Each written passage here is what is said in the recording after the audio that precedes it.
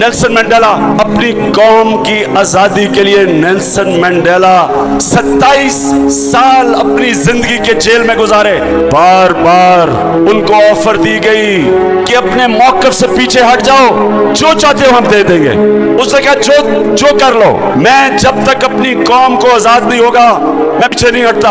और जानते हैं उसने क्या किया?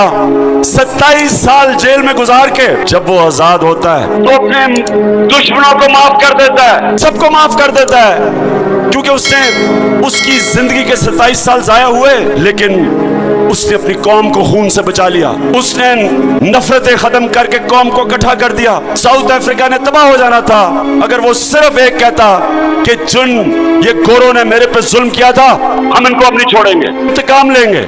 लेकिन बड़ा इंसान था, अपने से बड़ी सोच रखता था, इसलिए जब तक साउथ अफ्रीका रहेगा वो नेल्सन मंडेला से प्यार करेंगे, उसकी इज्जत करेंगे। कायदे आजम किसी को नहीं पता चलने दिया कि वो जिंदा नहीं रहेंगे ज्यादा देर, क्योंकि वो ये नहीं चाहते थे कि कोई रुकावट आ जाए। अगर इनके दुश्मनों को पता चल जाए कि कायदे आजम के पास ज्यादा देर नहीं, तो शायद उनकी ख्वाब पाकिस्तान वो बनने से रोक दें। यानी अपनी जात के लिए नहीं कर रहे थे, हमारे लिए कर रहे थे। जब तक पाकिस्तान रहेगा और इंशाल्लाह हमेशा रहेगा, हम हमेशा कायदे आजम को अपना सबसे बड़ा लीडर मानेंगे। अपनी जात को पीछे छोड़ के एक बड़े मकसद के लिए आगे बढ़ा।